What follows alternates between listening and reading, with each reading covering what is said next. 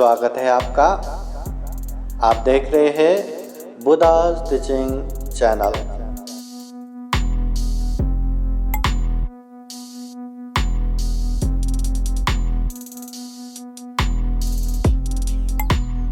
बोलिए साधु साधु साधु।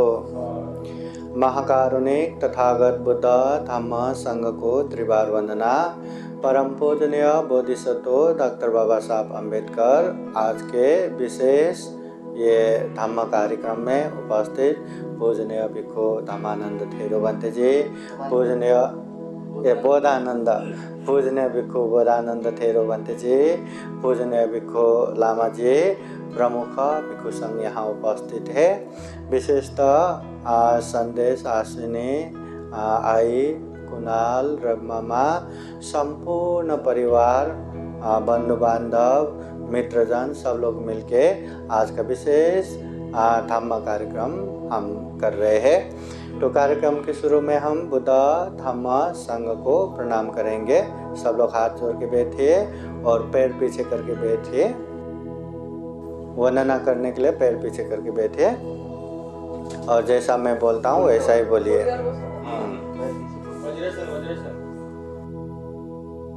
जैसा मैं बोलता हूँ वैसा ही बोलिए। अरहं सम्मा संबुद्धो भगवा बुद्धं भगवन्तं अभिवादेमि। एक बार वर्णन कीजिए। स्वाखातो भगवता धम्मो धम्मं नमस्सामि। वर्णन कीजिए। सुपथिपन्नो भगवतो सावक संघो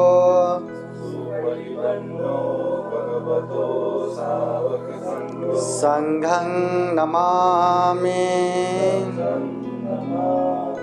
आराम से बैठिए। अभी शील याचना करेंगे। जैसा मैं कहता हूँ वैसा ही आप लोग बोलते जाइए। ओकाश वंदामि बन्ते द्वारतयेन गतं शापं अपराधं क्षमता मे भान्ते द्वितीयाम्पि तृतीयाम्पि ओकाश अहं भान्ते तिसरणेन सह पंचशीलं धम्मं याचामि। अनुग्रहं कृत्वा शीलं देता मे भान्ते द्वितीयाम्पि तृतीयाम्पि यमहं वदामि तं वदेत अहं। नमो तस्स भगवतो अरहतो सम्मा संबुद्दस्स।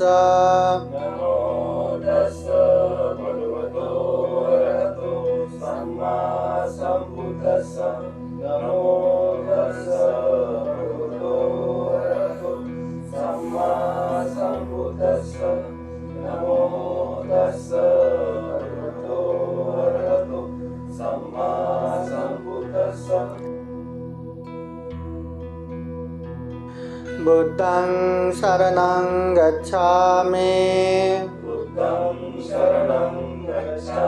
धम्मं शरणं गच्छामि संघं शरणं गच्छामि द्वितीयाम्पि बुद्धं शरणं गच्छामि द्वितीयाम्पि धम्मं शरणं गच्छामि द्वितीयम्पि संघं शरणं गच्छामि तृतीयम्पि बुद्धं शरणं गच्छामि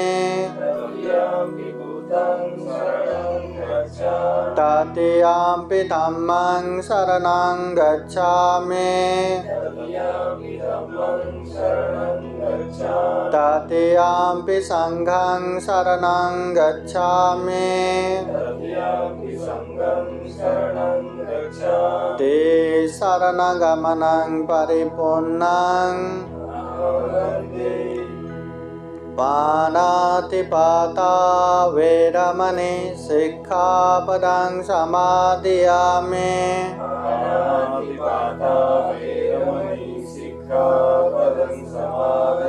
आदिन्नदाना वेरमणि सिक्खापदं समादयामि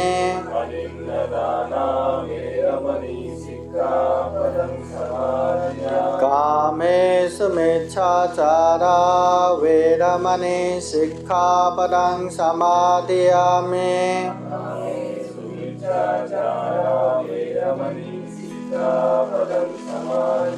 मुसावादा वेरमणि सिक्खापदं समादयामि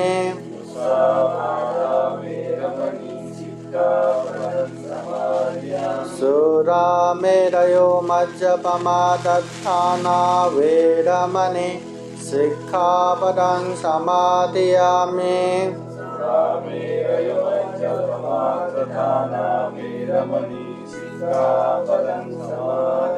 ते शरणेन सह पंचशीलं धम्मं साधुकं सुरक्षितं कृत्वा अपमादेन सम्पादेत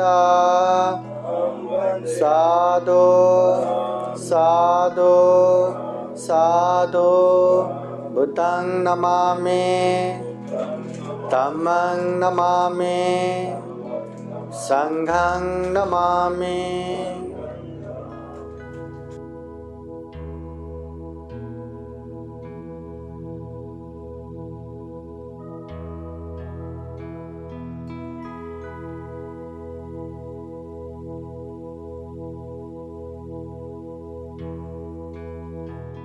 सब लोग हाथ जोड़ के बैठे हैं।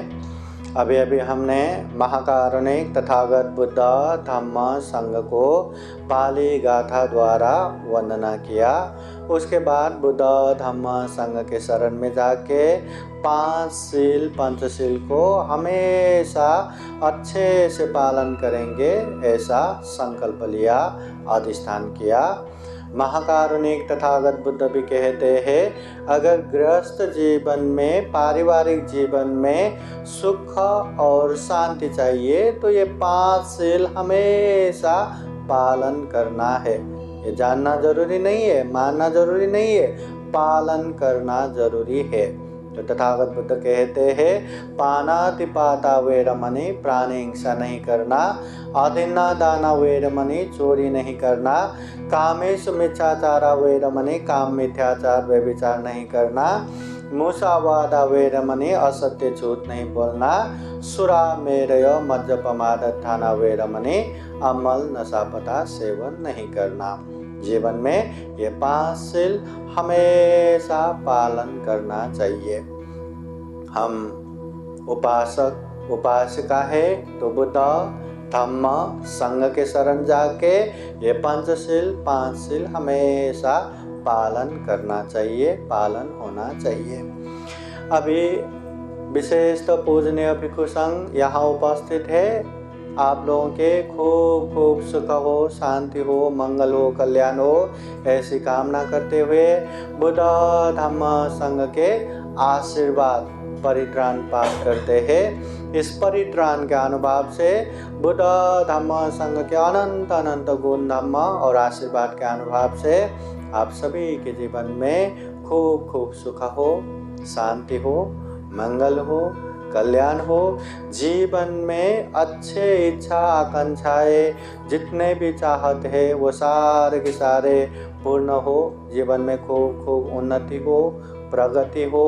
और सबसे महत्वपूर्ण बात, जीवन में खूब अच्छे अच्छे पुण्य धर्म करते हुए, कुशल कर्म करते हुए ये दुर्लभ जीवन, यह अमूल्य जीवन, यह सर्वश्रेष्ठ मनुष्य जीवन को सफल बना सके, सार्थक बना सके, अंत में सभी दुखों से मुक्त निर्वाण तक प्राप्त कर सके, ऐसी कामना करते हुए, ऐसे आशीर्वाद देते हुए पूजनीय भिक्षु संघ परित्राण पाठ करते हैं। श्रद्धापूर्वक परित्राण पाठ श्रवण करने के लिए 3 बार साधु साधु बोलिए।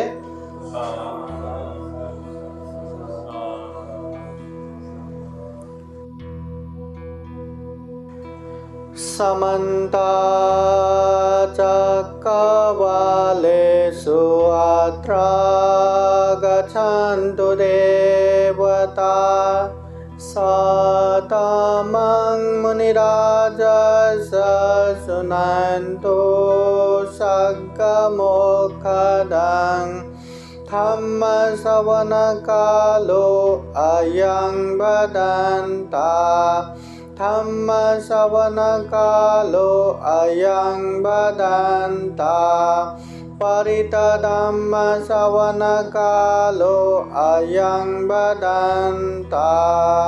नमो तस्स भगवतो अरहतो सम्मा सम्बुद्दस्स।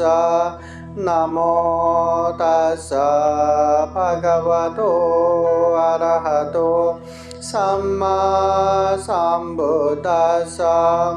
नमो तस्स भगवतो अरहतो सम्मा सम्बुद्दस्स।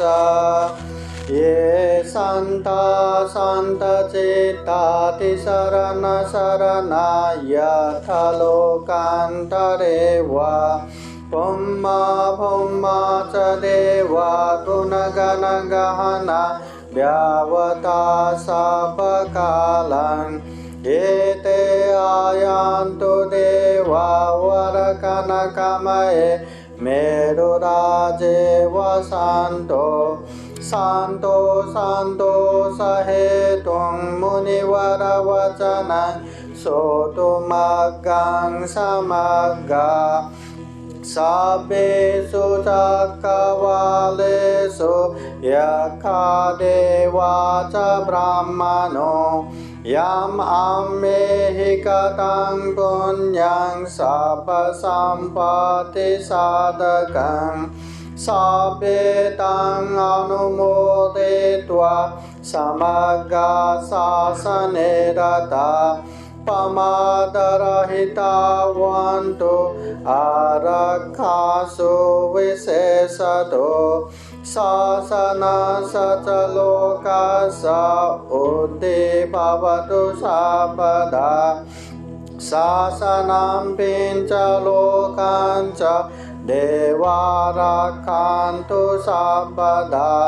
सद्दिं होन्तु सुखी सर्वे परिवारे ह्यतनो। अनेका सुमना भवन्तु सह सर्वैः ज्ञातिभिः।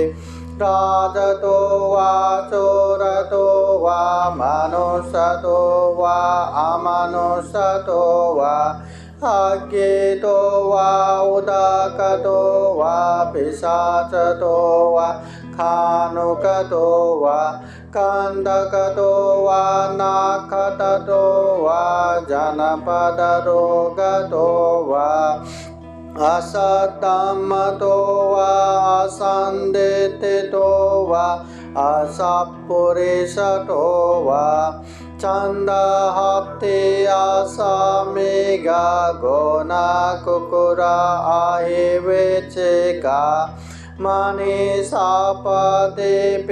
आचातरचा सुकरा महिंसा यक्षरक्षसादेहे।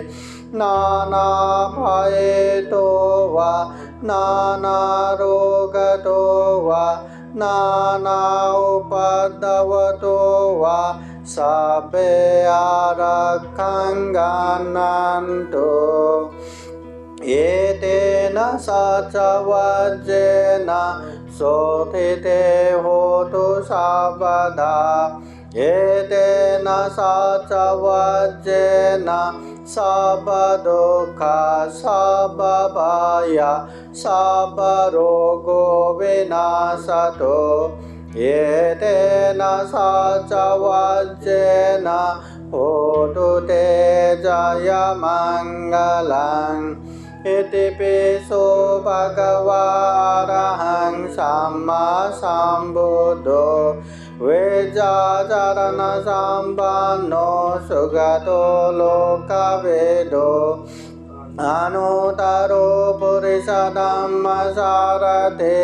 सत्तादेवमनुसानं बुद्धो भगवाते स्वाखातो भगवता धम्मो सान्दितिको अकालिको एहि पासिको औपनायिको पचतां वेदितव्यो वन्यो हेते सुपतिपन्नो भगवतो सावकसङ्घो उजुपतिपन्नो भगवतो सावकसङ्घो न्यायपतिपन्नो भगवतो सावकसङ्घो सामेचिपतिपन्नो भगवतो सावकसङ्घो यदिदं चत्वारि पुरुषयुगानि अथा पुरुषपुद्गला एष भगवतो सावकसङ्घो पाहुनेयो पाहुनेयो दक्षिणेयो अञ्जलिकरणेयो अनुतरं पुण्यखेता लोकसाते एतेन सचवज्जेन शोथिते होतु सर्वदा एतेन सचवज्जेन सर्वदुःख सर्वभय सर्वरोगो विनाशतो एतेन सचवज्जेन होतु ते जयमङ्गलम् एवं मे सुतं एकं समयं भगवा सावत्यं विहरति जेतवने अनाथपिण्डिकासारामे अथ को अन्यतरा देवता अभिकान्ताय रतिया अभिकान्तवन्ना केवलकापं जेतवनं उपासेत्वा येन भगवतेनुपसङ्गमे उपसङ्गमेत्वा भगवन्तं अभिवादयित्वा एकमन्तं गतासि एकमन्तं तिथाकोश देवता भगवन्तं गताय अचपासे बहुदेवा मनुषा च मङ्गलानि अचिन्तयन् आकाङ्क्षमानसोत्थानं ब्रूहि मङ्गलमुत्तमम् असेवना च बालानां पाण्डितानां च सेवना पूजा च पूजनीयानां एतं मङ्गलमुत्तमम् पतिरूपदेशवासो च पूर्वे च कथपुण्यता अतसम्मापनीति च एतं मङ्गलमुत्तमम् बाहुसचं च शिपं च विनयो च सुशिक्षितो सुभाषिता च या वाचा एतं मङ्गलमुत्तमम् माता पितु उपत्थानं पुत्रदारस्य सङ्गहो अनाकुला च कम्मन्ता एतं मङ्गलमुत्तमं दानं च धम्मचर्या च न्यातकानं च सङ्गहो अनवज्जानि कर्माणि एतं मङ्गलमुत्तमं आरति विरति पाप मज्जपाना च संयमो अपमादो च धम्मेषु एतं मङ्गलमुत्तमं गारवो च निवातो च शान्तो ते च कथान्युता कालेन धम्मश्रवणं एतं मङ्गलमुत्तमं खान्ति च सोवच सदा समनानां च दर्शनं कालेन धम्मसाकच्च एतं मङ्गलमुत्तमं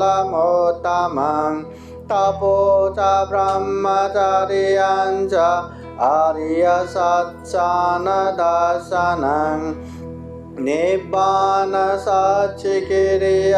च एतं मङ्गलमुत्तमं भूतसलोकधम्मे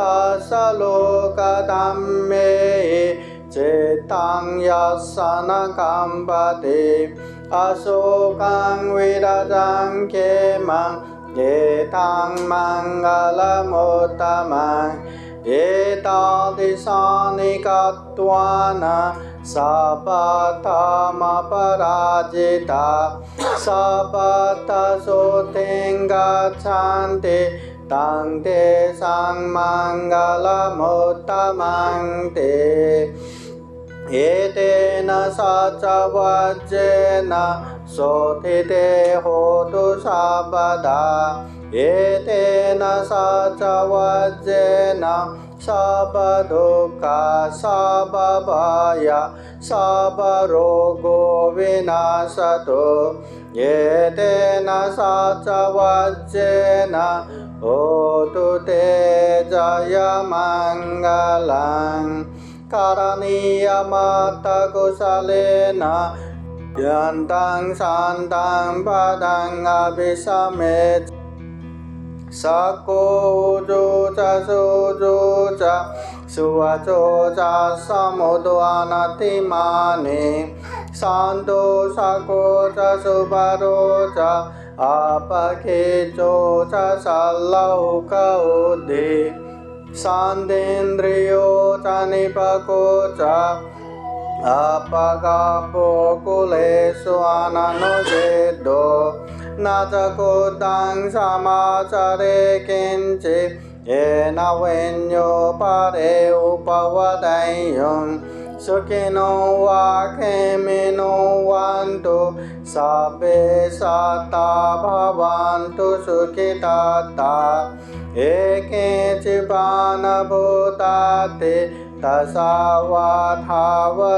वा अनवशेषा दीघा वा ये वा महान्ता वा मध्यमरसकानुकतुला दित्ता वा ये वा दित्ता ये च दूरे वसन्ति अपि दूरे भूता वा सम्भवेसि वा सर्वे सता भवन्तु सुखिताः न परो परं निकुप्येत नातिमन्येत कथचिनं कञ्चित् व्यारोसनापतिगसंज्ञा नान्यमन्या स दुःखमेच्छय माता यथा नियं पुतं आयुषा एकपुत्रमनुराख्ये एवं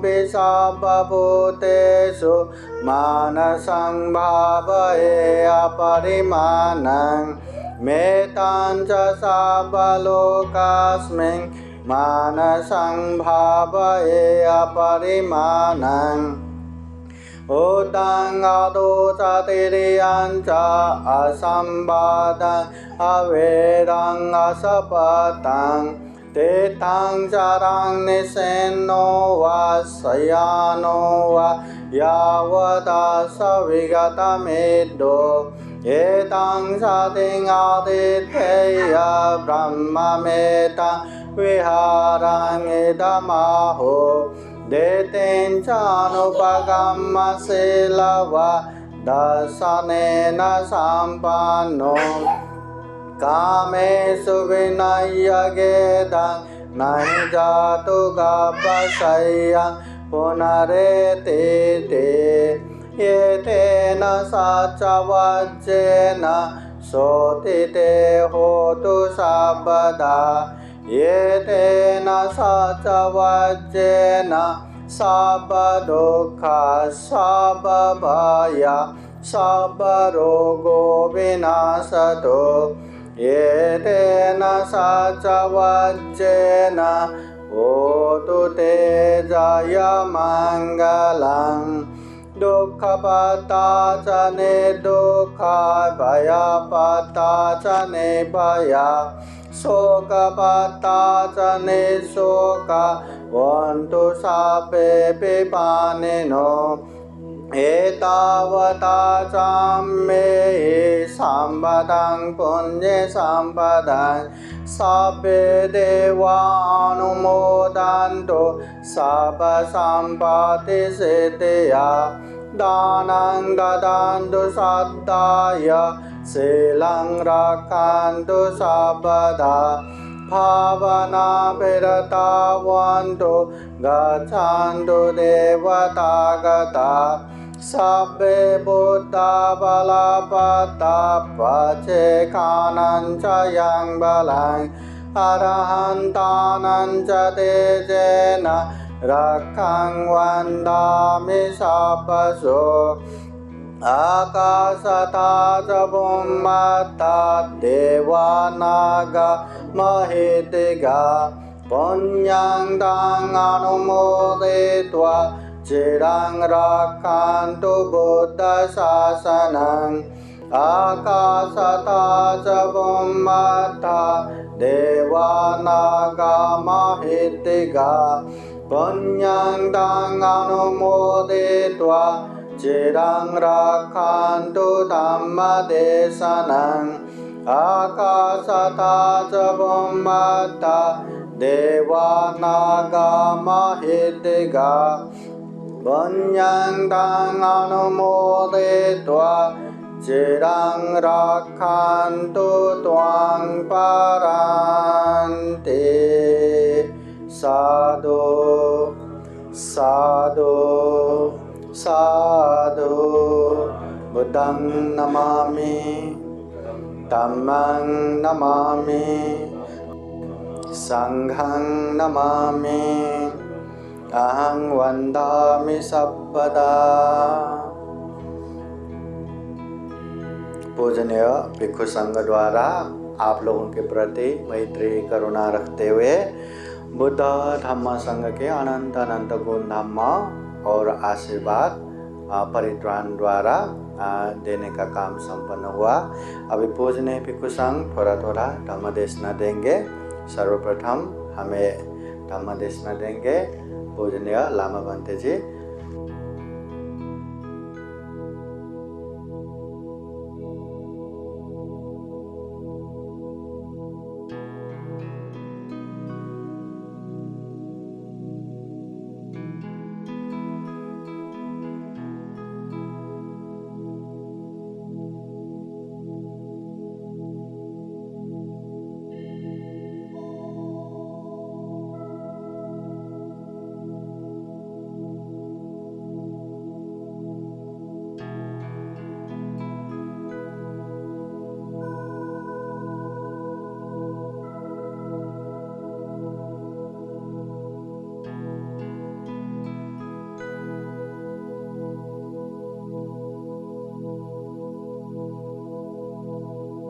विश्ववंदनीय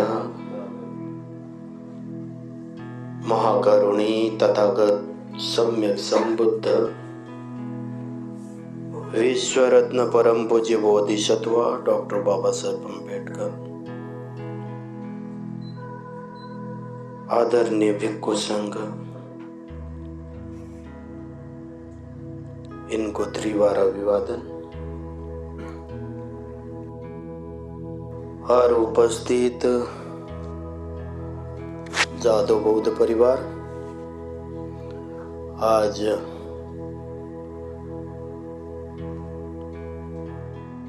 सायंकाळी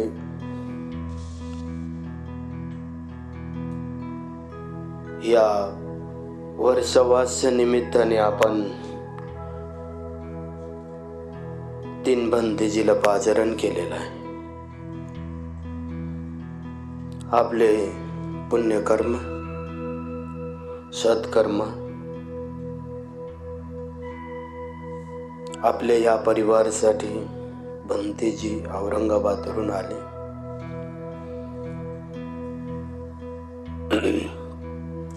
आपलं पुण्यवाल वाढवण्यासाठी दान कर्म, पुण्यकर्म या मानव जीवनमध्ये मुक्त होण्यासाठी हे जो वर्षवास समय वेळ आहे, त्याच्यामध्ये आपण अनेक उपासक उपासिका या जो 3 महिना काल खंडात आपण आपल्याला जेवढा पुण्य संपादन करता येतं तेवढा पुण्य संपादन करणे वर्षवास आहे। भिक्षूला आपण आमंत्रण करून भिक्षूचा धम्मदेश न ऐकता मानव जीवन मध्ये जे काही पाप पुण्य असेल ते पाप पासून आपण दूर होण्यासाठी, त्याला संपवण्यासाठी आपण ह्या पुण्य कर्म करत राहतो। जेवढे पाप आहे त्याच्यापेक्षा आपण पुण्य कर्म करूया। मानव जीवन मध्ये हे मनुष्य एक चुकीचं पुतला आहे। खूप काय अनेक गोष्टीमध्ये चुकणारे तरी पण मानव पुढे जात राहणारे, आपली प्रगती करत राहणारे, त्याच्यामध्ये आपले पुण्य बल वाढवत राहणारे, त्याच्यापेक्षा अधिकच्या अधिक पुण्य बल वाढवणे, याच्यासाठी आपण वर्षावासमध्ये भंतेजीकडून धम्मदेश न ऐकतो। आपण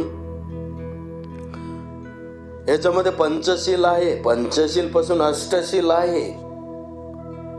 या 3 महिना कालावधी काही उपासक उपासिका या अष्टशील परिधान करतो, ग्रहण करतो। आपण 5 शील पेक्षा अधिक 3 शील अधिक वाढवतो, ज्याच्यामध्ये उच्चसेन महासेन वेरमणी सिक्खापदं समाधियामी असं पद्धतीने या जो महिन्यामध्ये या पौर्णिमा आहे, या अष्टमी आहे, महिन्यामध्ये हे जो 4 आहे त्याच्यामध्ये आपण अष्टशील आपण धारण करणे नेहमी तर आपल्याला जमत नाही, तरी हा जो वर्षावाचा काल असता त्याच्यामध्ये आपण अष्टशील आपण ग्रहण केला तर आपल्याला एक हे जो जीवन आहे, मानव जीवन आहे, कसं आपल्याला कळेल। हे जो त्याग आहे, ज्या प्रकारे भिक्षू जीवनामध्ये भिक्षू आपले सर्व घरदार सर्व सोडून त्याग करून येतात, इच्छा आकांक्षाला त्याग करतो, संपवतो, मनातून उत्पन्न होणारे जे इच्छा आकांक्षा आहे त्याला सर्व संपवून टाकतो। भिक्षू कसं जीवन जगतो त्याच प्रकारे आपण श्रावण जो आहे 10 शील पालन करतो, आपण 8 शील पालन कर. नाच गीता वादिता विश्वकदाना माला गंध धारणा बेभूषण वेरमणी सिक्खापदं समाधिया. काही एक दिवस आपण वेळीच्या आत जेवण करणे आणि त्या वेळेच्या आत 12च्या आत जेवण करून उद्याच्या 12च्या आत परत आपण जेवण करणे. या पोटाला एक प्रकारचं एक एक्सरसाइज सारखंच आहे. पोटाला थोडासा आधार देणे, रेस्ट देणे. अनेक रोग वगैरे सध्या सुरू आहे. आपण ह्या प्रकारच्या पोटाला गॅप अशी देत नाही, त्याच्यामुळे आपण खातच राहतो. त्याच्यामुळे आपल्याला त्या पोटामध्ये ज्या प्रकारचे इंजिन आहे, मशीन आहे, तो बरोबर चालत नाही. त्याच्यासाठी अष्टशील पालन केलं त्या रात्री आपण जेवण करणारे नाही. थोडासा काय दूध सरबत करून आपण झोपलं की मग उद्या परत डायरेक्टली उद्या 12च्या आत जेवण करतो. तो जो गॅप आहे त्याचा गॅप मध्ये पचन क्रिया आहे, तो परिपूर्णपणे पिसून सर्व प्रकार चक्की सारखं पिसून तो मोकळा होतात. बघा, हे भगवान तथागत भगवान बुद्धाने कसं आपल्याला शिकवलं. आज डॉक्टर लोक सांगतात. त्याच प्रकारे आपण अगर ह्या प्रकारच्या महिन्याच्या 4 वेळा आपण ह्या पालन केलं तर हे शरीरमध्ये जे काही रोग आहे तो इथून निघून जाऊ शकतो. एवढे चांगलं. बघा, आम्ही देवासाठी नाही, कुठलाचा जप करणे, या जो काल आहे त्या कालामध्ये जप करणे, मंत्र तंत्र ह्याच्यासाठी नाही, आपले सुरक्षितसाठी. हे मानव जीवन मध्ये खूप इम्पॉर्टंट. हे जन्म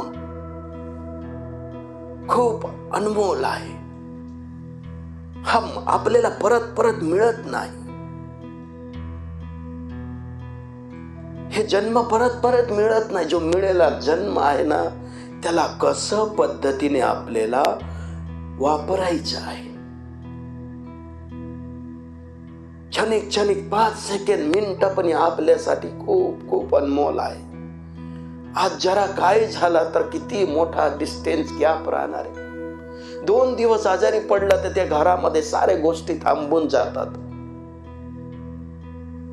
मग या प्रकारे परत आपण या सारे गोष्टीमध्ये मोह, हे माझी आहे, तो माझी आहे, मला पाहिजे, हे जो डिमांडिंग आहे ह्याला संपवणे. माझे सारखे कोणी नाही, माझे सारखे संपत्ती कोणाचा नाही. म्हणून त्या आपण काय म्हणतो त्याला, नाच गीता वादित विशोकादाना माला गंध धारणा मंडाना वेभूषण वेरमणी. हे आज माझं मी सुंदर आहे, मी चांगला आहे, या गोष्टीला सर्व त्याग करणे.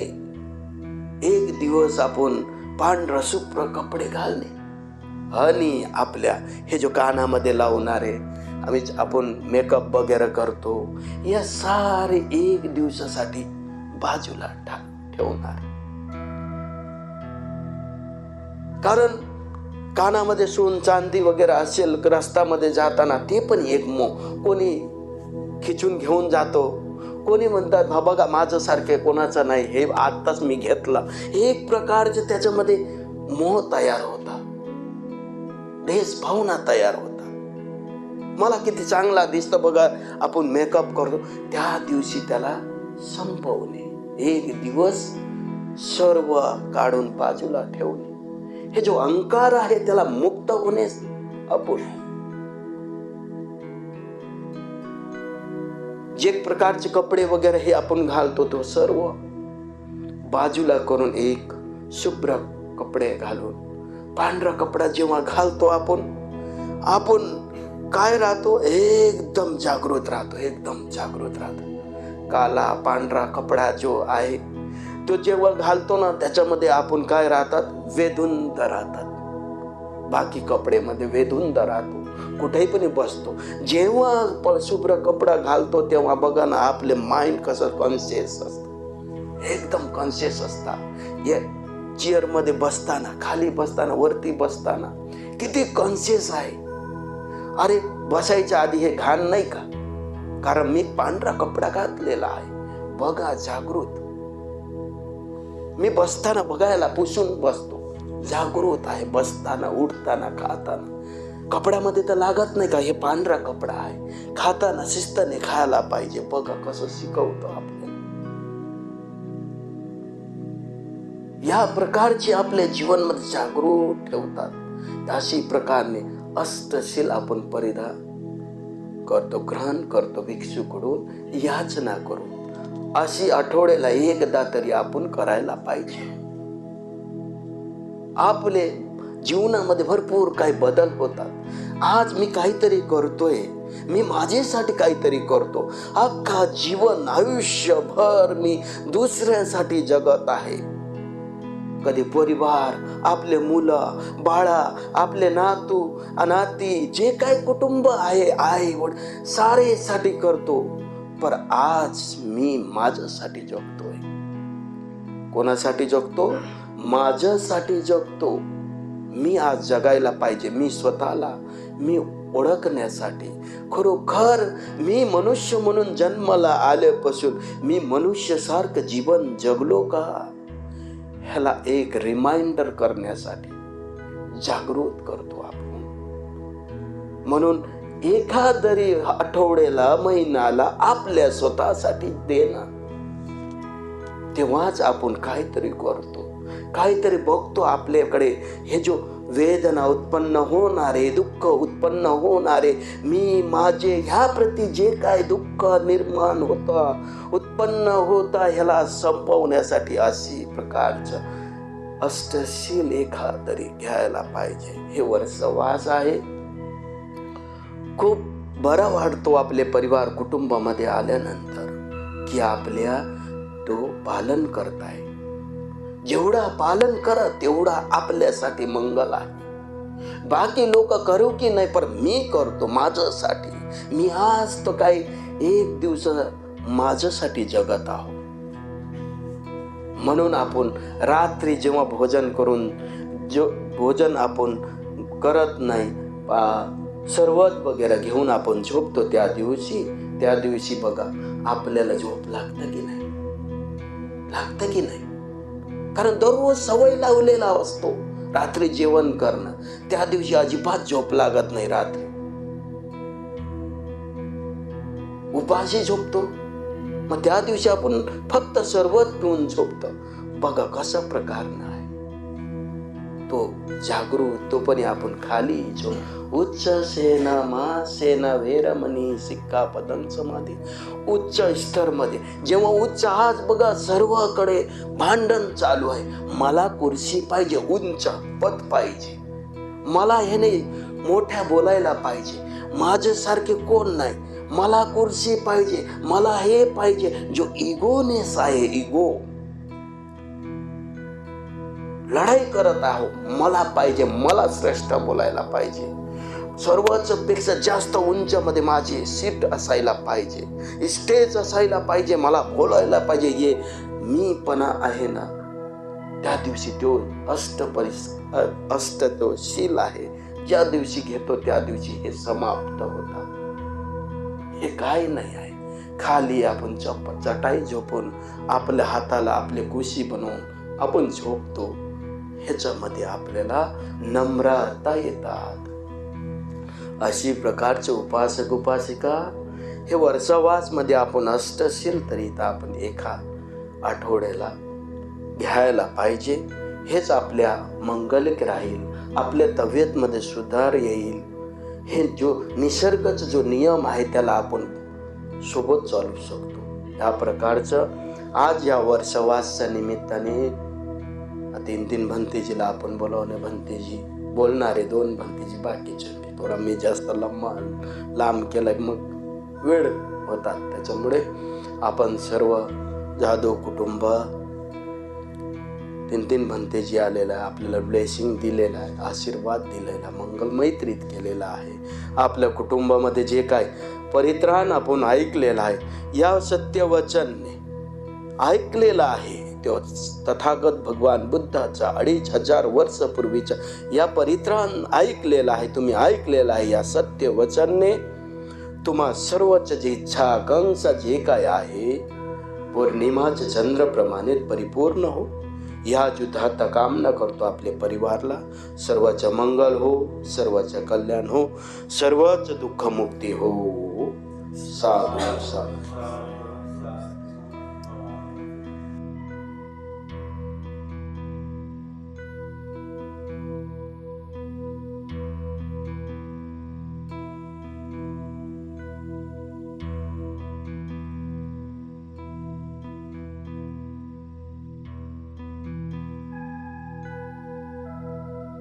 बोलिए साधु साधु साधु. आज बोधानंद भंते जी थोड़ा तबीयत ठीक नहीं है, इसलिए भंते जी आप लोगों को थोड़ा सा 1-2 मिनट आशीर्वाद वचन बोलेंगे.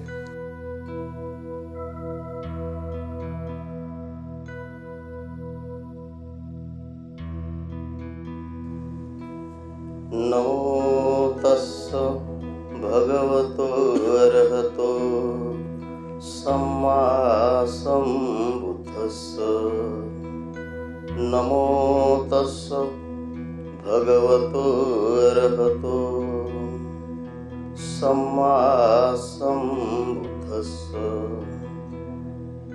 नमो तस्स भगवतो अरहतो सम्मा सम्बुद्धस्स. चिंचाय दुष्टवचनं जनकाय मज्जे संतेन सोमविधिना जित्वा मुनिन्दो तन्तेजसा भवपुते जयमंगलानि.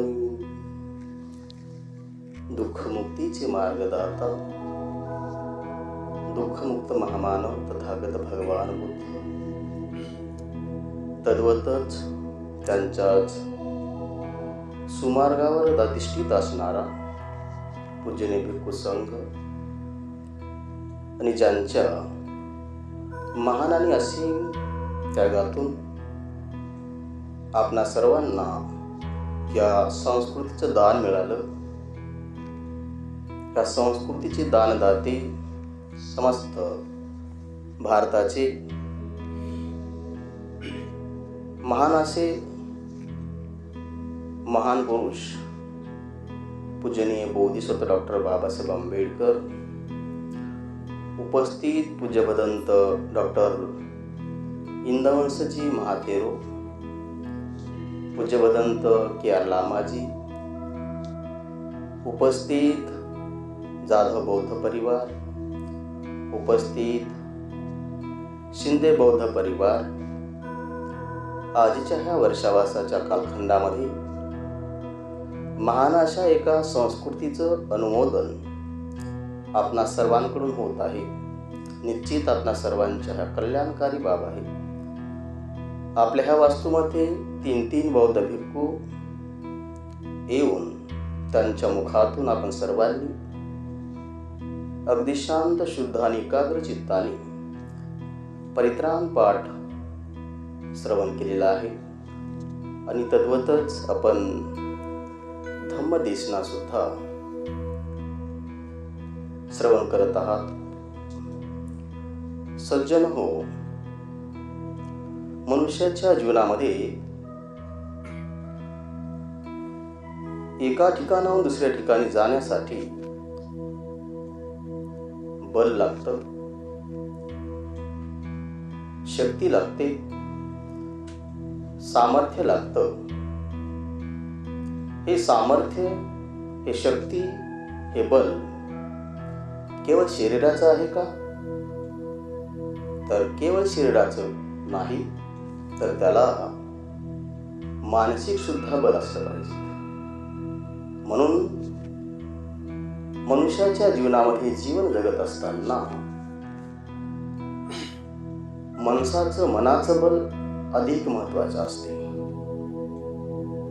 जसं राग जरी करायचा असेल तर मोठ्या आवाजात बोलण्यासाठी त्याला शक्ती लागते, शारीरिक शक्ती लागते, तद्वतच मनाची सुद्धा शक्ती लागते, मनाचं सुद्धा बल लागत असते. तद्वतच मनुष्याला काही सहन करायचं असेल तर त्याला सुद्धा सहनशीलतेचं बल लागते. सहनशीलतेचं बल सहजासहजी माणसाला कळत नाही. सहजासहजीचं बल, संयमतेचं बल सहजासहजी माणसाला जाणवत नाही. ज्या माणसांकडे शांततेचं बल असते किंवा संयमाचं बल असते तेच माणसं स्वतःला तर जिंकू शकतात, परंतु इतराला सुद्धा जिंकू शकतात. कोणत्या बलाने? तर शारीरिक बलाने नाही, केवळ मानसिक बलाने नाही, तर मानसिकतेच्या शांतीच्या बलाने. कोणतं बल? तर शांततेचं मानसिक बल. म्हणून मी गाथेमध्ये आताच बोललो, चिंचाय दुष्ट वचन जनकाय मज्जे. चिंचन दुष्ट वचन केलं होतं, वाईट वचन केलं होतं. कुणाबद्दल? भगवंताबद्दल. चिंचाय दुष्ट वचन जनकाय मज्जे. भगवंत दररोज सायंकाळच्या प्रहरी श्रावस्ती येथील अनाथपिंडकाच्या आश्रमामध्ये वास्तव्य करत असताना सायंकाळच्या प्रहरी प्रवचन देत असत आणि अनेक उपासक आणि उपासिका येत असत.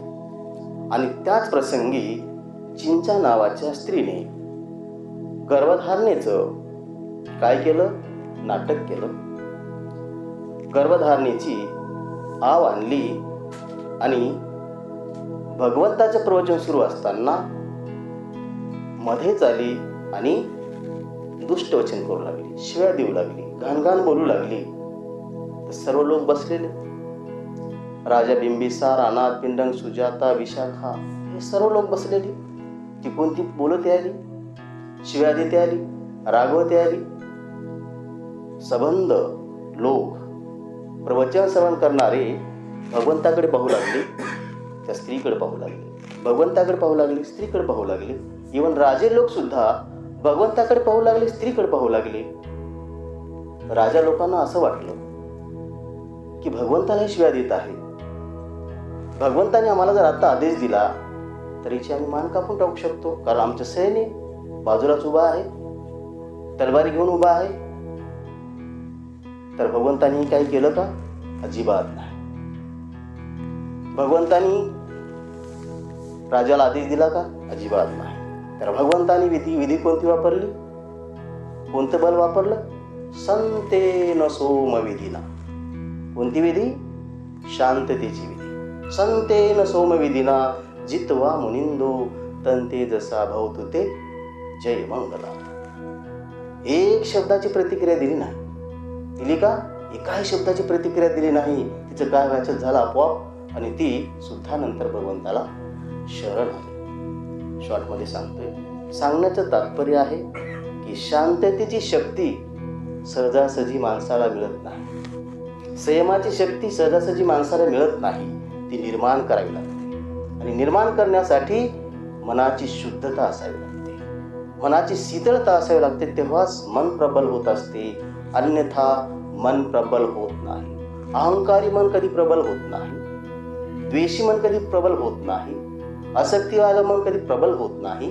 तर निरासक्त, निरंकार, कुठल्याही प्रकारचा अहंकार नाही, निरंकार मन मनुष्याचं हे शक्तिशाली, बलवान असतं. आणि तेव्हाच त्याच्यामध्ये कितीही लोकांनी अतिरेक केला, मारांचा अतिरेक केला, मारातिरेक, किती अतिरेक होऊ दे, मग देवता लोक असतील किंवा मनुष्य लोक असतील, तर त्यांच्या त्या शांततेच्या बलाने तसं सर्वांना जिंकत असतात. म्हणून शांततेचं बल सोपं आहे का? नाही, खूप कठीण आहे. तुम्हाला जर कोणी शिवी दिली तर तुम्ही शांत बसता का?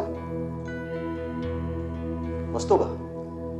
उलट बोलतो जरी समजा समोरासमोर नाही बोलता आलं, मनामध्ये मात्र शिवी मात्र निश्चित देऊन देतो की नाही?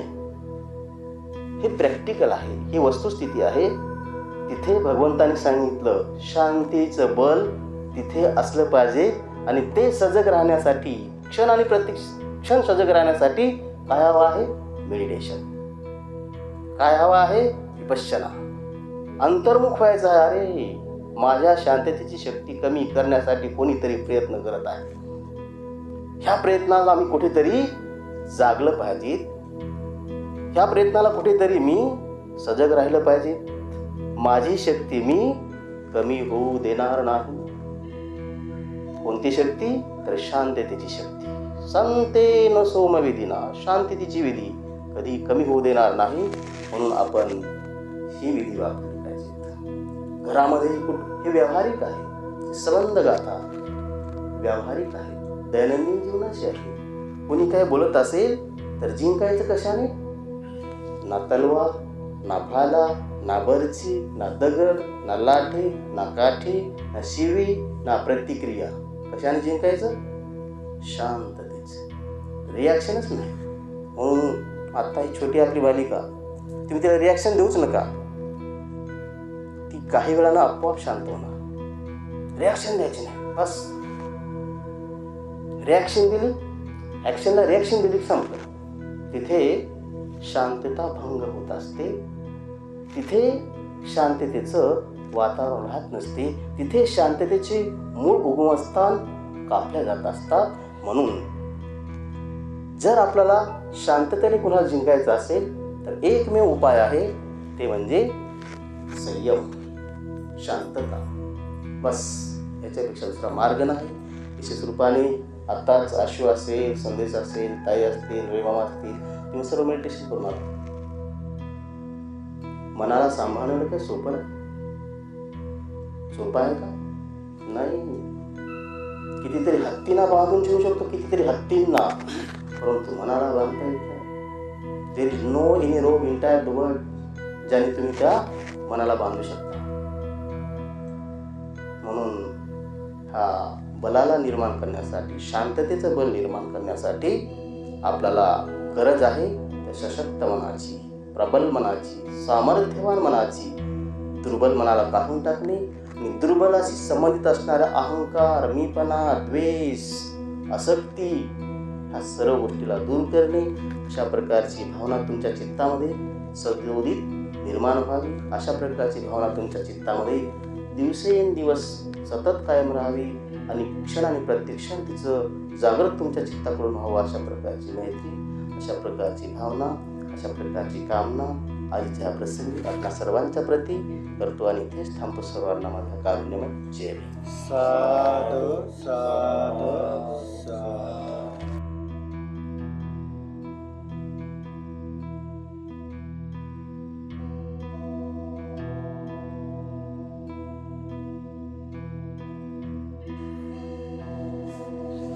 सुन रहे हैं ना दामोदेश ना?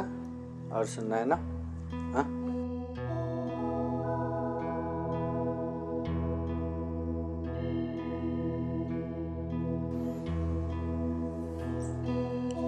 पुत्ता मते धनमते इति बालो विहन्यते अत्थायि आत्तनो नाते कुतो पुत्ता कुतो धनं सत्ता धनं शीलधनं हिरियोताप्यं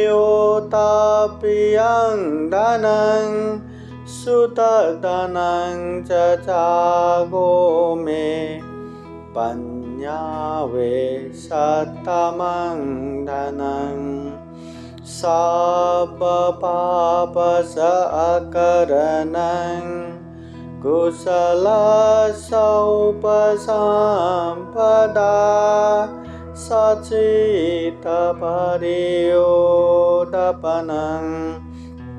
एतं भूतानशासनं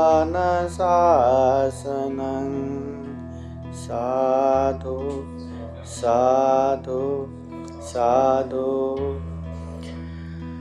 महाकारुणिक तथागत बुद्ध धम्म संघ को त्रिवार वंदना। परम पूजनीय बोधिसत्व डॉक्टर बाबा साहब अम्बेडकर आज के विशेष कार्यक्रम में उपस्थित पूजनीय भिक्खु बोधानंद थेरो बन्ते जी, पूजनीय भिक्खु के.आर. लामा जी, प्रमुख संपूर्ण श्रद्धा संपन्न बुद्धि संपन्न उपासक उपासिकाएं। महाकारुणिक तथागत बुद्ध जब इस दुनिया में मंगल के विषय में उपदेश देते हैं तो तथागत बुद्ध स्पष्ट कहते हैं, कालेन धम्म श्रवणं एतं मंगलमुत्तमं। समय समय पर धम्म देशना सुनना ये मंगल है। समय समय पर धम्म की बातें सुनना, प्रवचन सुनना ये मंगल है। कालेन धम्म साकच्छा ये तं मंगलमुत्तमं। समय समय पर धम्म की चर्चा करना ये मंगल है। इसलिए जीवन में मंगल करना है, सुख शांत करना है तो समय समय पर हमें धम्म देशना सुनना है, धम्म चर्चा करना है। तो धम्म देशना तो सुनना है, धम्म देशना सुनते भी है तो तथागत बुद्ध कहते हैं धम्म देशना सुनने वाले भी अनेक अनेक प्रकार के होते हैं। कोई ध्यान से सुनते हैं, कोई ध्यान नहीं दे सकते, कभी ऐसा होता है कभी वैसा होता है। इसलिए धम्म देशना सुनने वाले विशेषतः 3 कैटेगरी में 3 प्रकार के उसमें विभाजन किया है। जैसे कि एक उदाहरण से समझे तो पानी में लिखने जैसा, और दूसरा रेत में लिखने जैसा, और तीसरा पत्थर में लिखने जैसा। प्रवचन सुनने वाले भी इसी तरह का होते हैं। जैसे कि पानी में लिखने जैसे उपासक उपासिकाएं होते हैं, धम्म देशना सुनने के लिए तो बैठते पर पानी में लिखने जैसा, पानी में लिखते लिखते मिट जाता है तो धम्म देशना सुनते सुनते ही भूल जाते या सुन ही नहीं पाते। मन ज्यादा बेचैनी रहा, ज्यादा चंचल रहा, वो धम्म देशना का माहौल नहीं रहा तो कुछ नहीं सुन पाता, पानी में लिखने जैसा हो जाता है। और कोई कोई धम्म देशना सुनने वाले रेती में लिखने जैसा रहता है। जिस तरह रेती में लिखेंगे तो कुछ समय तो रहेगा, बाद में वो भी मिट जाता है। वैसे ही धम्म देशना हम सुनते हैं, कुछ समय तक याद रहेगा, कुछ समय तक रहेगा, ज्यादातर वैसा ही रहता। हम धम्म देशना सुनेंगे तो कुछ समय तक बहुत मन में वो भावना आता है, अरे बुद्ध का उपदेश सुनना चाहिए, दान देना चाहिए, शील पालन करना चाहिए, ध्यान भावना करना चाहिए, जितना हो सके ऐसे धम्म का काम करना चाहिए, बहुत मन में आता है। फिर धीरे धीरे धीरे धीरे वो डिस्चार्ज होता है, धीरे धीरे वो दूर हो जाता है। वैसे ही धम्म देशना सुनने वाले कुछ समय तक याद रहता है, बाद में भूल जाता है। और कोई कोई उपासक उपासिकाएं रहता है पत्थर में लिखने जैसा। एक बार पत्थर में लिखा, जब तक उसको मेटेंगे नहीं तब तक वो वैसा ही रह जाता है। इसी तरह धम्म देशना सुनने वाले उपासक उपासिकाएं वैसा भी रहता है कि बहुत ध्यान से श्रद्धा से सुनते हैं और सुने हुए हर उपदेश को याद करते हैं। इस तरह याद करते हैं कि प्रवचन खत्म होने के बाद भी उसको याद आ रहा है, किसी को बोलना है तब भी याद रहा है। किसी ने सुना कि आपके घर में बनते लोग आए, धम्म देशना दिया होगा ना? हाँ दिया। कुछ तो बोला होगा ना? हाँ बोला। क्या सुनाया? बोले तो ऐसे ऐसे ऐसे ऐसे अमुक बनते ने ऐसे उपदेश दिया, अमुक बनते ने ऐसे उपदेश दिया, अमुक बनते ने ऐसे उपदेश दिया। पत्थर में लिखने जैसा याद करने वाले भी रहते हैं। हाँ, तो उसके लिए क्या होना चाहिए? मन में सबसे पहले श्रद्धा होना चाहिए कि धम्म देशना सुनने से निश्चित रूप से हमारा कल्याण होता है और ये बुद्धवाणी है। तो उसमें विश्वास होना चाहिए, श्रद्धा होना चाहिए, उसमें उतना ही आदर सत्कार का भाव होना चाहिए। क्या हमेशा धम्म देशना सुनने का माहौल तो नहीं रहता।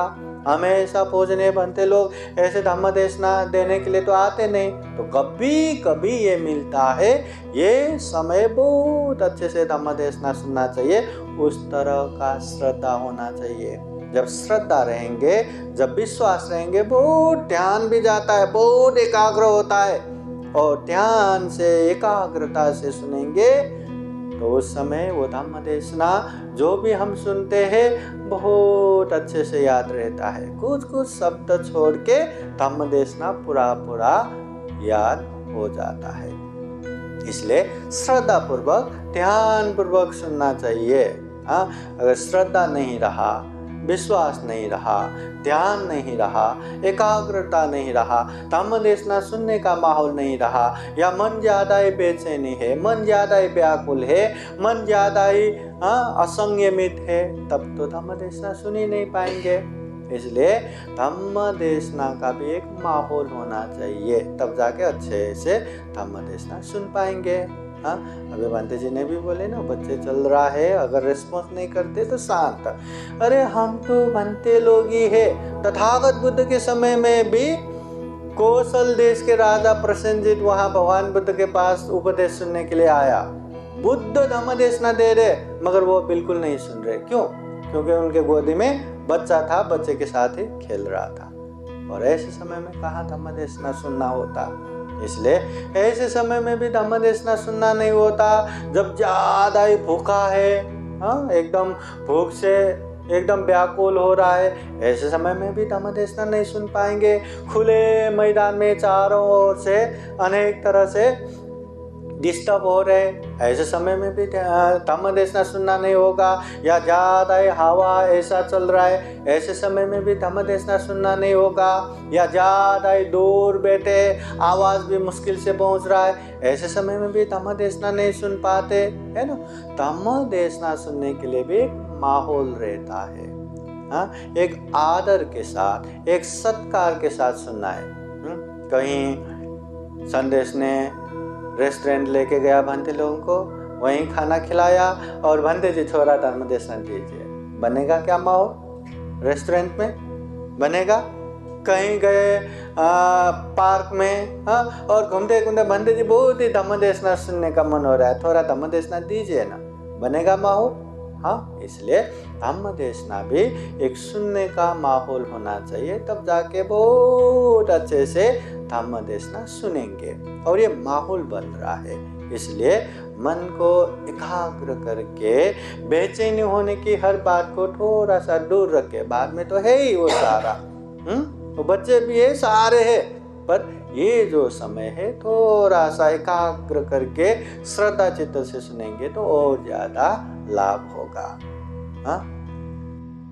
एक समय विशाखा उपासिका, जब उसकी शादी हो गए, पहले तो बौद्ध था, अबौद्ध कुल में शादी हो गया, तो मृगार से बहुत धनाढ्य उसके ससुर सोने के थाली में अनेक अनेक अच्छे अच्छे परिकार रख के खाना खा रहे थे, और विशाखा वहीं नजदीक बैठ के अपने ससुर की सेवा में वो पंखा ऐसा हवा दे रहे थे। जब वो भोजन कर रहे थे, वो समय में एक भिक्षु भिक्षाटन के लिए दरवाजे पे आते हैं, तो विशाखा चाहती है कि उनको कुछ दान दे, भिक्षा दान दे, मगर ससुर जी खाना खा रहे, खुद होके भी नहीं दान दे सकते, इसलिए ससुर जी उसको देखे उस तरह से वो थोड़ा सा हट के वो दिखाते हैं, मगर वो ससुर जी है कि और ना देखे उस तरह से हट हट के खाना ही खा रहे थे। एक बार दो बार वो भिक्षु को देख कर भी ना देखे, देना न पड़े करके, श्रद्धा नहीं विश्वास नहीं क्यों देगा, तो देखना ही न पड़े करके वो मुड़ मुड़ के खाना खा रहे थे। तब विशाखा क्या करे, तो भंते जी को कहते हैं, भंते जी आप जाइए, मेरे ससुर जी बासी खाना खा रहे। तो इतने करोड़ों धन संपत्ति के मालक मृगार से सोने की थाली में इतना अच्छे अच्छे परिकार खा रहे, और अपने बहू बोलती है बासी खाना खा रहे। इतना गुस्सा आया, इतना गुस्सा आया। वही थाली उठा के वहीं पटक के बहुत गुस्सा किया। बाद में विशाखा अच्छे से समझाती है कि बासी क्यों बोले। पहले बहुत अच्छे पुण्य कर्म करके आए थे, इसलिए यह समय में उनको दान संपत्ति भी मिल गया, वैभव भी मिल गया, अच्छे से अच्छे खाना भी मिल गया, मगर अभी कुछ भी पुण्य नहीं कर रहे। भविष्य में मिले उस तरह का कुछ भी पुण्य नहीं कर रहे, इसलिए पहले जो पुण्य करके आए वही खा रहे, इसलिए वो बासी खाना खा रहे, इसलिए बोला करके बाद में बोलते। बाद में ऐसा भी समय आता है कि मृगार से जो उनके ससुर है तथागत बुद्ध के वाणी सुना के उसको एकदम पक्का श्रद्धावान भी बना देता है, मार्ग फल में भी प्रतिष्ठित करवाता है। उसके बाद घर में एक माहौल बनने के बाद हर दिन अपने घर में भी पूजने भिक्षु संघ को भोजन दान देना, धम्म देशना सुनना, ये चलता ही रहता है। एक धम्म का माहौल होना चाहिए। एक घर में सारे लोग श्रद्धावान हुआ ना, ऐसा पुण्य कार्य करने के लिए बहुत ही आसान होता है। अभी इस संदेश के मन में इच्छा हो कि बनते लोगों को बुलाना चाहिए, मगर आज सुनीताई बोलेंगे बिल्कुल नहीं, अगर बुलाएंगे तो मैं मायके चली जाऊंगा, मैं ये करूंगा वो करूंगी करके ऐसा बोलेंगे तो हो गया क्या। या आई बोलेंगे नहीं बुलाना नहीं, या आई बोलेंगे बुलाना है, संदेश बोलेंगे नहीं मेरे पास समय नहीं, मैं नहीं बुलाऊंगा, ऐसा मतलब वाद विवाद चला तो पुण्य कार्य करने में मजा आएगा क्या? नहीं। तो सारे लोग श्रद्धावान हुआ, ए भंती जी आ रहे, ओ साधु साधु बहुत हमारा पुण्य हो गया, तो माहौल बनता है। तो वो पुण्य का माहौल बनाना चाहिए। सिर्फ अकेले ही खाओ अकेले खुश रहो ऐसा नहीं, पूरा घर में धम्म का माहौल बना सके तो ऐसा पुण्य बार बार कर पाएंगे। विशाखा ने अबौद्ध कुल में भी एक वो माहौल बनाया। अभी वही मृगार सेठ उसके विषय में एक बार कौशल देश के मंत्री उग्र राजा भगवान बुद्ध के पास आके उसकी बखान करते, वर्णन करते। भगवान इस श्रावस्ती के मृगार सेठ कितना महाधनी है, कितना महाभोगी है। तथागत बुद्ध पूछते हैं, हे उग्र राजा, क्या मृगार सेठ इतना ज्यादा महाधनी है, इतना ज्यादा महाभोगी है? तो वो मंत्री कहते हैं, भगवान वो मृगार सेठ ने 40 करोड़ धन तो जमीन के नीचे ही गाड़ के रखा है। पहले तो बैंक बैलेंस या ऐसा तो कुछ नहीं रहता, तो कहीं जमीन पे गाड़ के सुरक्षित करते हैं। 40 करोड़ धन तो जमीन के नीचे ही गाड़ के रखा है, बाकी सोने चांदी ये वो धन तो कितना महाधनी है, कितना महाभोगी है।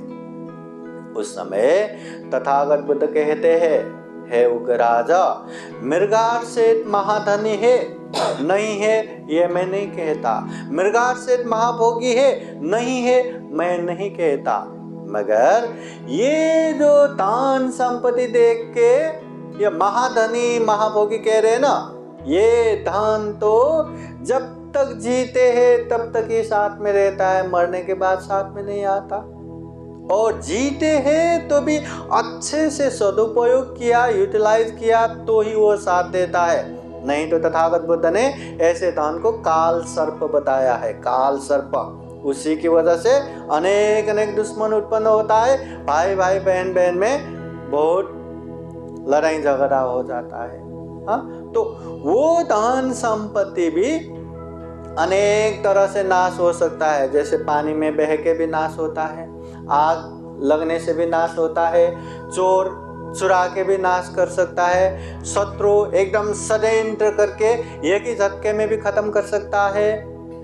और जो देश के सरकार है सर्वस्व हरण करके भी एक ही झटके में खत्म कर सकता है। तो वो दान देख के उसे महाधनी महाभोगी नहीं कहा जा सकता।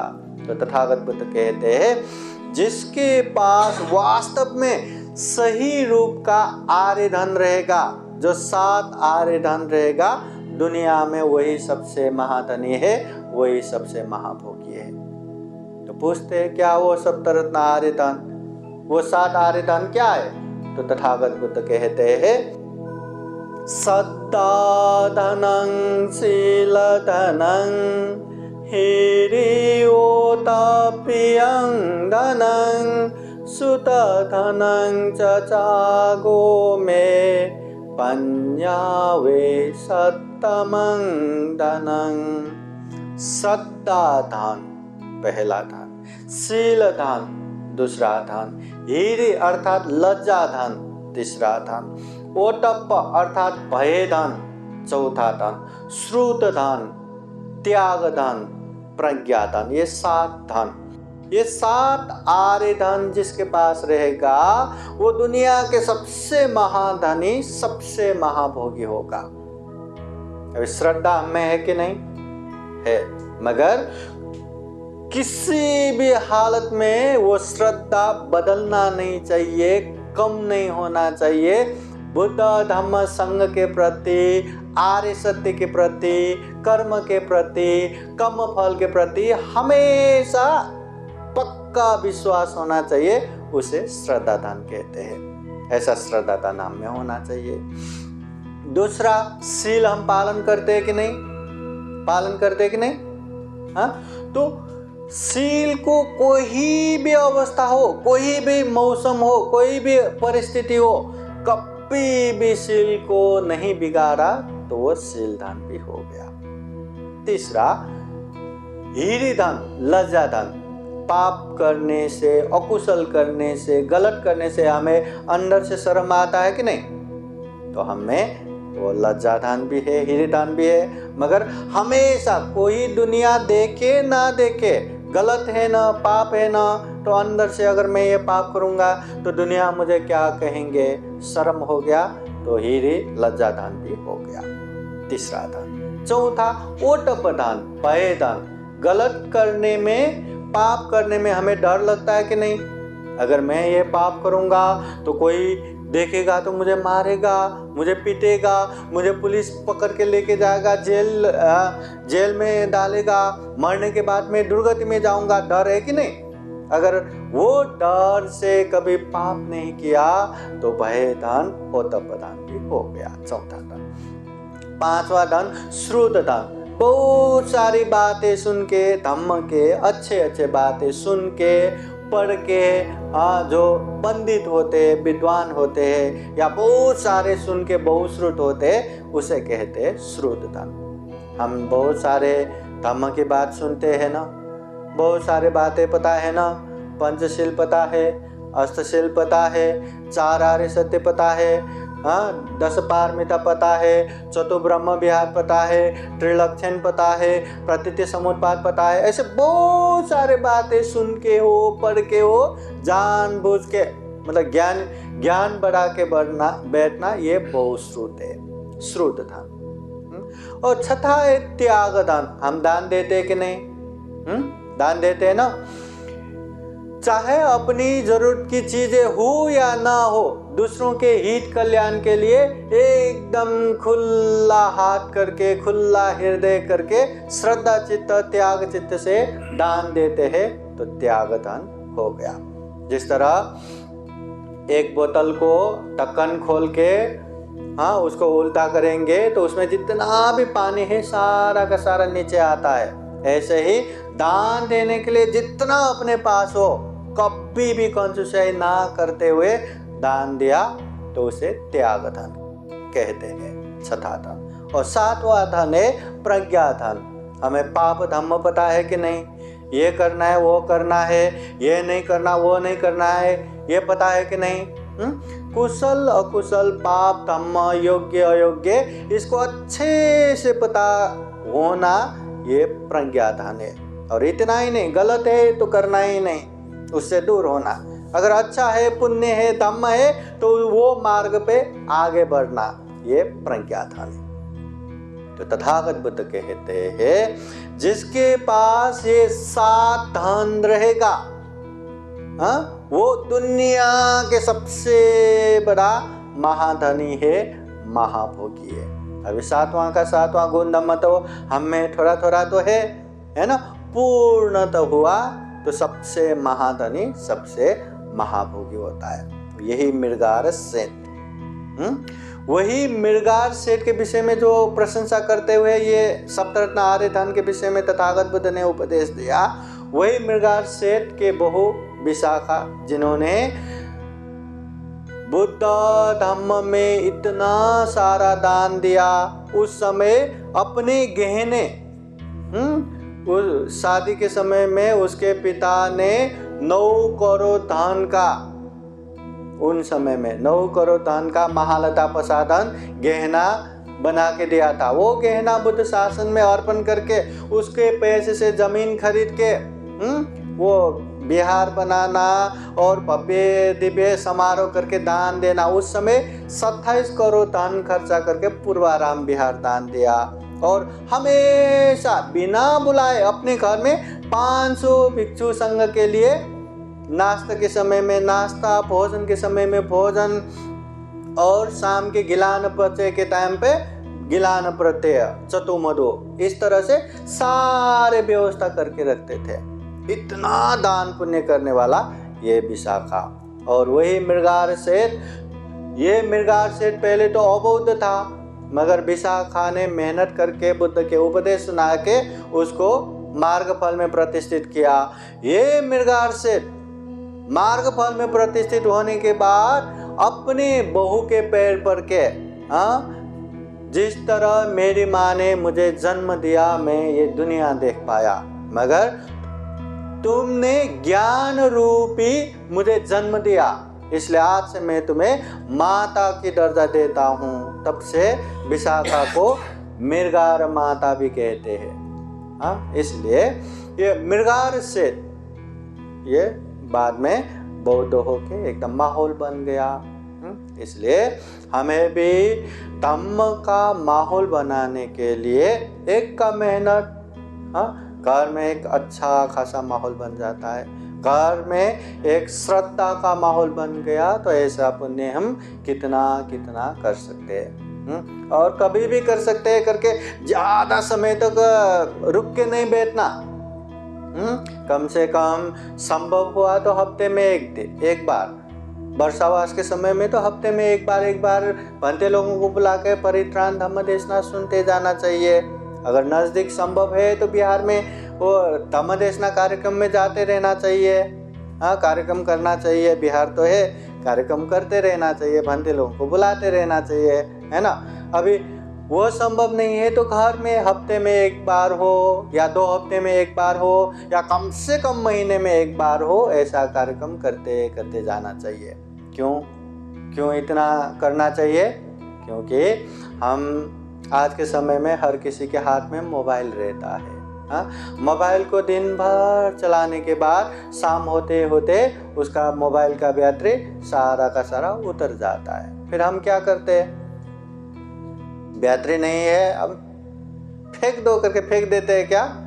नहीं ना, फिर चार्ज करते हैं। पूरा चार्ज होने के बाद फिर से उसको यूज़ कर सकते हैं। वैसे ही हम कितना भी धम्म देशना सुने, दानशील भावना में रहे, कुछ समय तक वो प्रभाव रहता है, फिर वो धीरे धीरे वो डिस्चार्ज होना शुरू हो जाता है। तो ऐसे समय में फिर से रिचार्ज करना रहता है। हम 10 दिन का ध्यान करते समय पे यही बताते हैं ना कि ध्यान अकेले बैठे बैठे कुछ समय के बाद आलस आना शुरू हो जाता है, निराशा आना शुरू हो जाता है। ऐसे समय में सामूहिक साधना में या एक दिवसीय शिविर में कहीं भी एक बार बैठा तो फिर से रिचार्ज हो जाता है। इसलिए ये पुण्य भी हमें बार बार करेंगे तो रिचार्ज होता रहता है। अभी ये पुण्य क्यों करना, ये धम्म क्यों करना? क्योंकि बुद्ध कहते हैं पुण्यं चे पुरुषो कैरा थे तंग पुनः पुनः। पुण्य करना चाहिए, धम्म करना चाहिए, और वो भी बार बार करना चाहिए। तम्मी छंदं कैरा था, पुण्य करने से क्या मिलेगा? सुखो पुण्य स उच्च प्रकार के सुख मिलेगा, महान सुख मिलेगा। तो वो सुख हमें प्राप्त करना है तो हमें पुण्य करना ही है, हमें धम्म करना ही है। कहीं पे प्रवचन चल रहा था। कोई उपासक ने पूछा कि भंते जी, यहाँ हर कोई दुख नहीं चाहते, फिर भी दुख मुक्त नहीं है, हा? और हम तो बौद्ध है, और तथागत बुद्ध ने तो यही दुख और दुख मुक्ति का ही उपदेश दिया है। तो वो धम्म में लग लग के 20 साल हो गया, 30 साल हो गया, 40 साल हो गया, फिर भी दुख मुक्त नहीं हो रहा है, ऐसा क्यों? तो ये बौद्ध करके टाइटल लेने के बाद इतने समय के बाद दुख मुक्त होगा, ऐसा कुछ है क्या? नहीं है ना। अभी अभी ध्यान बैठ के आए, अगर हम यहाँ 1 मिनट सिर्फ श्वास को ही देख के ध्यान करना है करके ध्यान करेंगे तो कितने देर तक ये श्वास में ही ध्यान रहेगा? मन बाहर बाहर जाता है कि नहीं? जाता है कि नहीं? हाँ, तो जब तक हम अपने मन को एकाग्र नहीं कर पाएंगे, जब तक हम मन को समाधि में नहीं लगा पाएंगे, तब तक मन विपश्यना में कहाँ लगेगा? जब विपश्यना में मन नहीं लगेगा तो प्रज्ञा कहाँ से जागृत होगा? अगर प्रज्ञा जागृत नहीं हुआ तो ये दुख चक्र, जन्म मरण के दुख चक्र को धम्म चक्र में कैसे परिवर्तन होगा? कैसे हम दुख मुक्त होगा?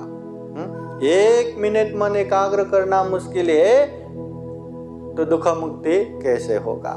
इसलिए वो 1 मिनट मन एकाग्र करना है, उसके बाद 10 मिनट, उसके बाद 1 घंटा, ऐसा करते करते समाधि, प्रज्ञा, है ना, ऐसा करते करते दुख मुक्त होना है।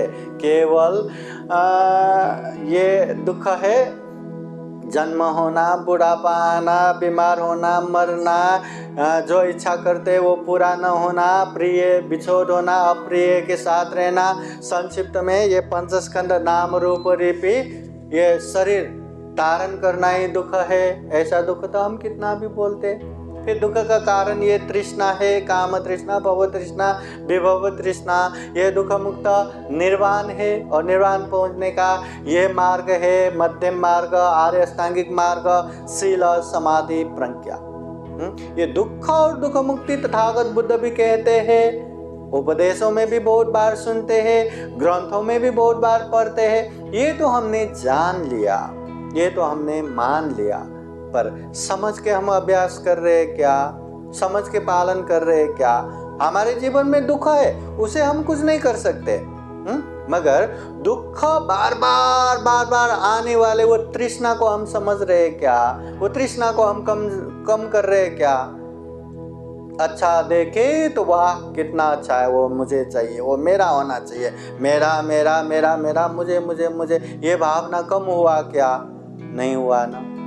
हाँ, बार बार कभी ये चाहिए, कभी वो चाहिए, कभी ऐसा चाहिए, कभी वैसा चाहिए, वो बार वो तृष्णा वो कम हुआ क्या?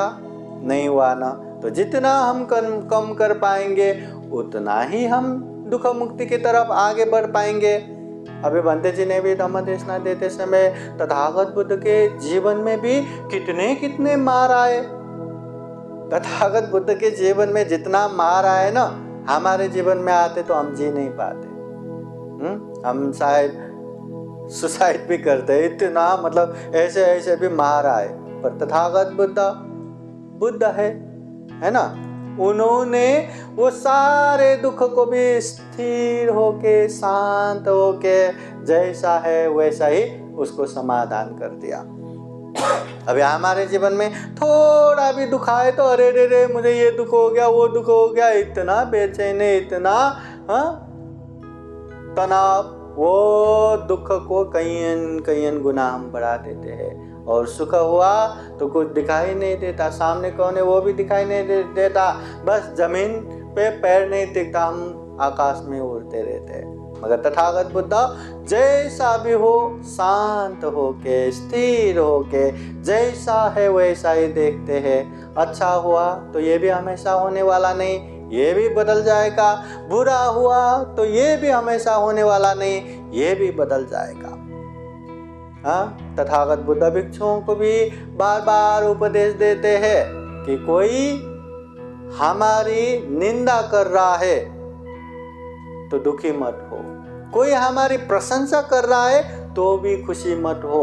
कोई निंदा कर रहा है तो क्यों निंदा कर रहा है, उसका कारण क्या है, या वो जो निंदा कर रहे क्या सच में हम वैसे ही है क्या, ये देखो। अगर है तो उसे हटाओ। अगर कोई हमारी प्रशंसा कर रहा है तो क्यों प्रशंसा कर रहा है, वो प्रशंसा किया हुआ गुण क्या सच में हम में है क्या, अगर है तो उसको रक्षा करो और बढ़ाते जाओ। हर चीज में एक शिक्षा लो, एक पाठ लो और जीवन को और बेहतर बनाओ। तो ये चीज करने के लिए भी हमें ज्ञान चाहिए, और ज्ञान के लिए हमें धम्म देशना सुनना है, धम्म की बात देखना है, धम्म की किताबें पढ़ना है। ज्ञान चाहिए, मगर ज्ञान के साथ साथ हमें अभ्यास भी चाहिए, पालन भी करना चाहिए। अभी ध्यान करना चाहिए, ध्यान तो ऐसे मांदी बैठ के बैठना है, आंख बंद करना चाहिए और श्वास को ही देखते रहना चाहिए, बाद में ऊपर से नीचे, नीचे से ऊपर तक विपश्यना करना चाहिए। अगर ऐसा हम पढ़ते पढ़ते पढ़ते पढ़ते MA MPhil PhD भी कर लिया तो वास्तव में वो ध्यान कर पाएंगे क्या? उसके लिए तो ध्यान ही करके देखना पड़ेगा ना। वो 1 दिन करो, 10 दिन करो, 20 दिन करो और बढ़ाते जाओ। वो ध्यान अभ्यास कर करके ही वो सब सीख जाएंगे, मन को एकाग्र कर पाएंगे। अगर ध्यान के विषय में वो PhD भी करते हैं मगर ध्यान नहीं करते तो मन एकाग्र होने वाला नहीं है। इसलिए धम्म को जानो, धम्म को पालन करो, फिर उसका अच्छा परिणाम आएगा। इसलिए ज़्यादा धम्म जान के मुझे ये भी आता है, वो भी आता है, ऐसा भी आता है, वो ऐसा भी आता है, ये कहने से भी मैं ये भी करता हूँ, वो भी करता हूँ, ऐसा भी करता हूँ, वैसा भी करता हूँ, अच्छे अच्छे धम्म पालन करता हूँ, ऐसा होना चाहिए। कोई पूछे धम्म देशना सुनते हैं क्या? हाँ सुनते हैं, हमारे घर में बनते लोग आते रहते हैं। अच्छा दान भी देते हैं क्या? हाँ हम तो समय समय पे ऐसे दान देते रहते हैं। शील पालन करते हैं क्या? हाँ करते हैं ना, हम पंचशील तो हमेशा पालन करते हैं, वर्षावास समय में अष्टशील उपोषण भी पालन करते हैं। अच्छा ध्यान भावना करते हैं क्या? अरे कितने बार तो हम 10 दिवसीय शिविर में जाके आए, हम घर में भी ऐसे ऐसे ध्यान करते हैं, कितना अच्छा है ना। हाँ तो इससे ही हमारा कल्याण होगा। इसलिए आज के समय में ज़्यादा धम्म देशना को लंबा न करते हुए हमेशा धम्म का माहौल बनाते रहना चाहिए, धम्म बार बार करते रहना चाहिए। और धम्म करने के लिए मन ज़्यादा नहीं जाता तो उसके लिए हर ओकेजन या हर उपलक्ष्य अवसर पकड़ के भी धम्म का काम करते रहना चाहिए। चाहे आपका जन्मदिन हो, जन्मदिन भी उपलक्ष्य पकड़ा तो घर में 5 लोग रहते हैं तो 5 बार जन्मदिन का। और कोई हमारे रेस्पेक्टेड आदरणीय कोई व्यक्ति गुजर गया तो उसके पुण्य तिथि हो गया। किसी का अच्छा एक उपलक्ष्य है तो वो समय, या जीवन में कोई एकदम नीचे की तरफ जा रहा है, हानि हो रहा है, दुख हो रहा है, तो वो उपलक्ष्य में हर उपलक्ष्य पकड़ के बुद्ध का, धम्म का, संघ का आशीर्वाद लेते रहना चाहिए, धम्म की बातें सुनते रहना चाहिए। क्योंकि जीवन में कब कहाँ कैसे हमारे मन में वैराग्य धम्म उत्पन्न होगा ये हमें पता नहीं। एक बार वैराग्य धम्म उत्पन्न हुआ तो अरे जीवन दुख ही दुख से भर पड़ा है, ऐसे जीवन में ये वो क्या करके बैठूं, अब चलो अब दुख मुक्ति के मार्ग पे ही चलते हैं, ऐसा वैराग्य धम्म उत्पन्न होना चाहिए।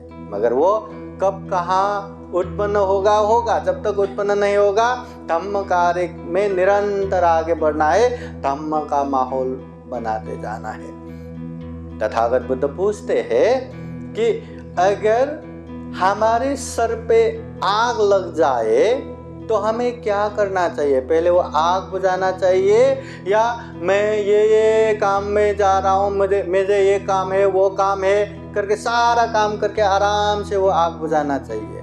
क्या करना चाहिए? पहले आग बुझाना चाहिए। अगर ये काम है वो काम है करके व्यस्त है करके यहाँ वहाँ करते रहेंगे तो वो आग से मर जाएगा। इसलिए हमारे जीवन में भी अनेक जरा जीर्ण मरण रूपी आग जल रहा है। न चाहते हुए भी हम बुढ़ापे की तरफ जा रहे हैं, न चाहते हुए भी हम बीमार की तरफ जा रहे हैं, न चाहते हुए भी हम मृत्यु के नज़दीक जा रहे हैं। तो ऐसे जीवन में जितना हो सके उतना दुख को कम करने के लिए या दुख के कारण तृष्णा को कम करने के लिए, क्लेश को खत्म करने के लिए हमें मेहनत करना चाहिए। यही जीवन का पहला प्राथमिकता होना चाहिए।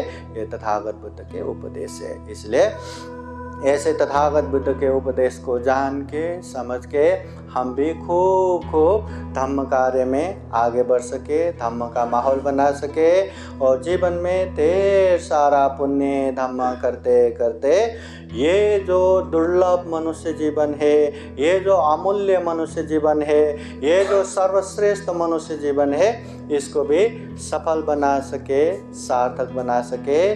अंत में जन्म जरा व्याधि मरण से मुक्त, सभी दुखों से अलग, जिसे विमुक्ति सुख कहते हैं, जिसे निर्वाण सुख कहते हैं, वो निर्वाण भी प्राप्त कर सके, ऐसी कामना करते हुए ये धम्म देशना यहीं समापन करते हैं। सबका मंगल हो, सबका कल्याण हो। भवतु सब्ब मंगलम्। साधु साधु साधु। अंत में पूजनीय भिक्षु संघ पाली गाथा द्वारा आशीर्वाद देंगे। सब लोग हाथ जोड़ के बैठिए। सवेतयो विवजान्तो सब्ब रोगो विनाशतो माते भवतु अन्तरायो सुखी दीर्घायुको भव। भवतु सब्ब मंगलं रक्षन्तु सब्ब देवता सब्ब बुद्धानुभावेन सदा सोते भवन्तु ते। भवतु सब्ब मंगलं रक्षन्तु सब्ब देवता सब्ब धम्मानुभावेन सदा सोते भवन्तु ते। भवतु सब्ब मंगलं रक्षन्तु सब्ब देवता सब्ब संघानुभावेन सदा सोते भवन्तु ते। एचितं पचितं तुय्यं क्षिप्रमेव समेचतु सपे पुरेन्तु चेतसं कपच्छन्दोपन्नरसो यथा। आयु आरोग्य सम्पत्ति सर्ग सम्पत्तिमेव च अथो निब्बान सम्पत्ति इमिनाते समेचतु। साधु साधु साधु। बुद्धं नमामि धम्मं नमामि संघं नमामि अहं वन्दामि सर्वदा। सुखी हो, मंगल हो, कल्याण हो। कार्यक्रम संपन्न हुआ। साधु साधु साधु। बुद्धं नमामि, बुद्ध को नमन करता हूँ।